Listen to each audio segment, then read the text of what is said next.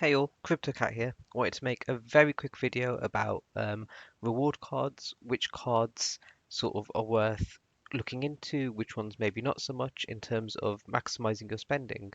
For those of you who sort of don't know, for a long time now, by using the right credit card, you can get free air miles, so free airplane trips, you can get cashback, and things like this. And because these deals have been going away a little bit. They haven't been quite so strong. I personally have looked into this a little bit recently, and I thought I'd pass on what I've found sort of to you to pass that knowledge on. Um, I've actually been comparing traditional credit cards against some of the newer cryptocurrency cards, and I was surprised by what's actually out there. So yeah, hopefully some of this information helps others. First of all, the first place I always look when comparing things like this is Money Saving Expert. Here in the UK, at least, this website has a lot of information and makes finding out information on the best kind of rates and savings and cards and that kind of thing. Sort of that information's right here. It is geared towards traditional rewards, so you won't see much in the way of crypto here, which is partly why I thought I'd make this video because I actually think that some of the information here isn't actually going to lead you to the best rewards you can get, but it's a good starting point. So, as the website says, there are a few things to sort of be careful of when you're looking into the world of earning cashback and sort of rewards. This is all geared towards credit cards, but some of these won't apply to some of the new crypto sort of cards that are coming out, which is interesting. So, just in terms of traditional, just to kind of separate that off, in terms of traditional sort of credit card rewards, it's always worth the top two of these, I think, are the most important things. It's always worth making sure you pay that card off in full. Otherwise, the rewards you earn just aren't worth earning. And it's also worth only keeping your spending to your normal spending.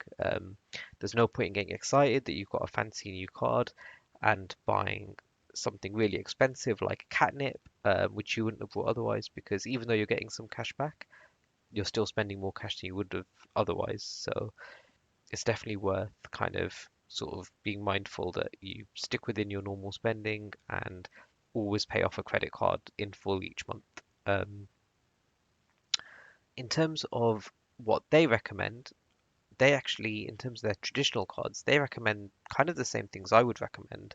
So the Platinum Cashback Everyday card is actually the card I've been using probably for the last 3 years. It used to give 1% cashback pretty much as standard. That's now been slashed to 0.5%, which isn't quite so good. Getting a pound back for every £100 you spend felt somewhat rewarding. Getting 50p back for every pound for every £100 you spend is just less useful, less interesting. And that's partly what made me look into this recently. Um, you can have a look here.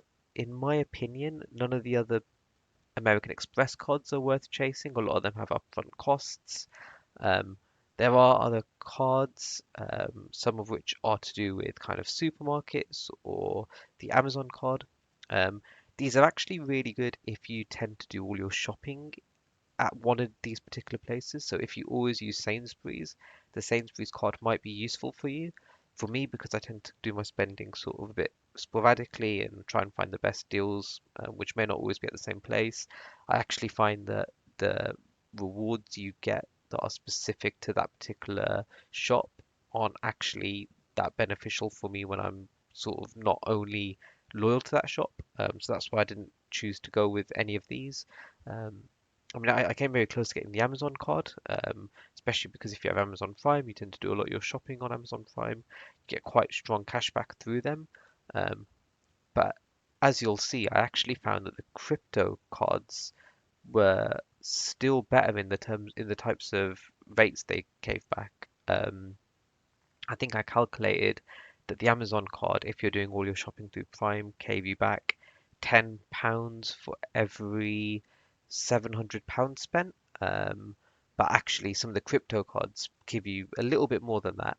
They give you about £14 for every 700 spent, which is pretty good. But I'll get to that.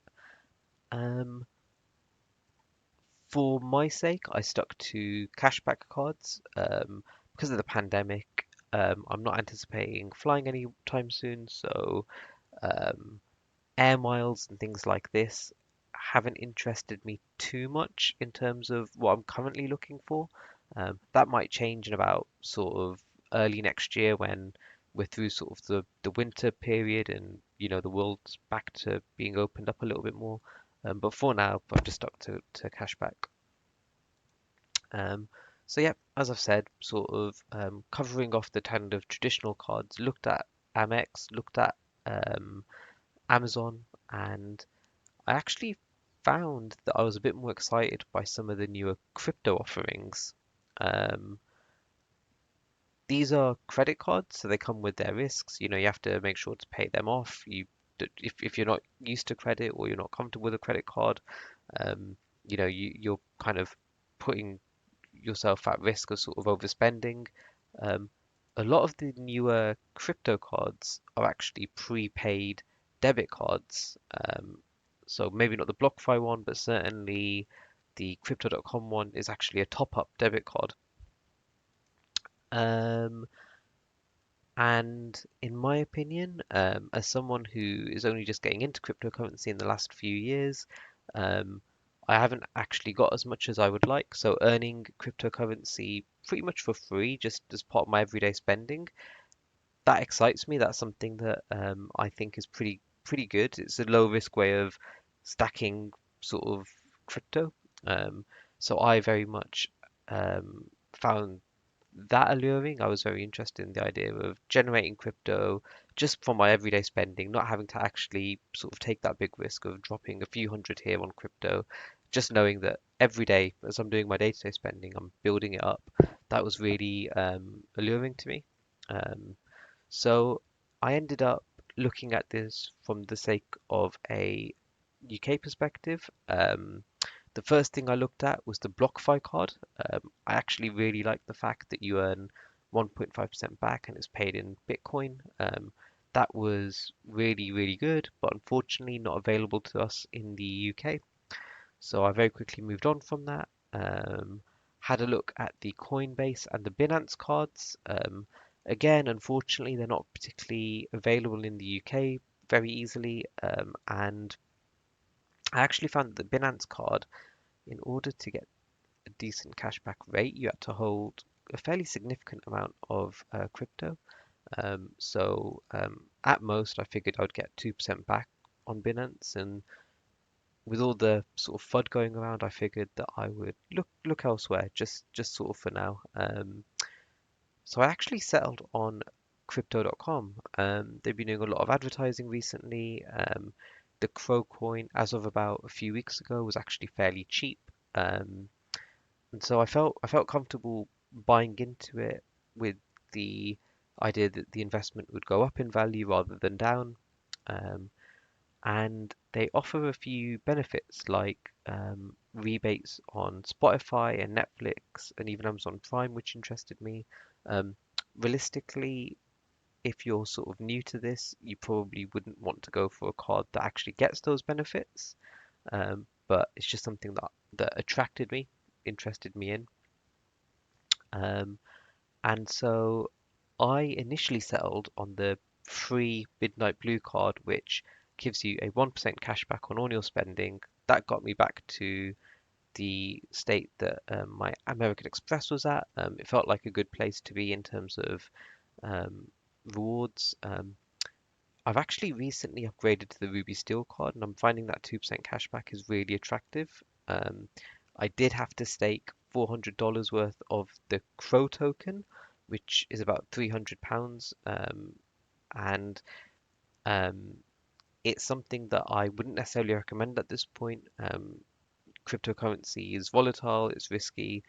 In my opinion, it feels like the risk reward is worth it, especially because I calculated that, especially with the Spotify reward, that I would sort of make my money back within about a year or so.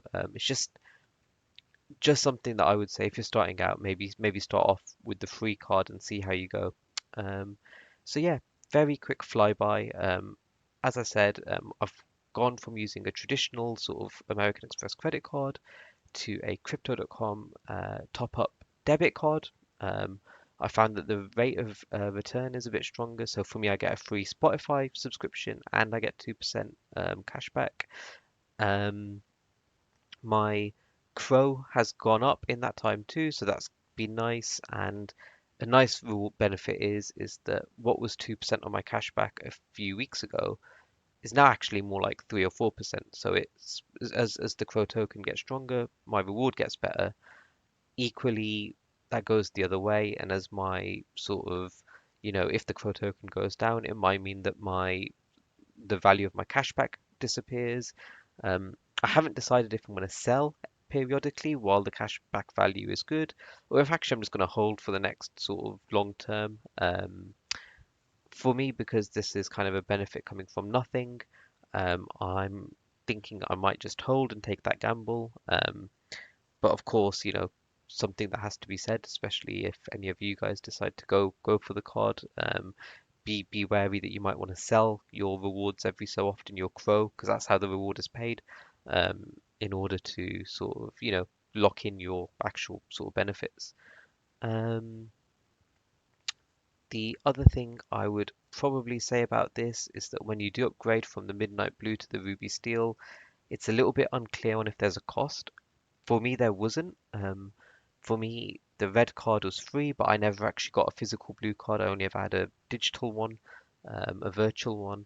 So it might be that if you know that you're going to go for the red card, it might be worth doing a few online spends on the blue card just to see if you're comfortable with topping it up and that kind of thing, and then immediately getting the red card. From what I understand, because these cards are metal, unfortunately they are quite expensive to get and replace. So again, for me, the first one was free, but I don't really plan on going up the ranks just because I think the sort of the cost of upgrading offsets the benefit, and I would never invest £40,000 or £400,000. Um, I wish I could, but yeah.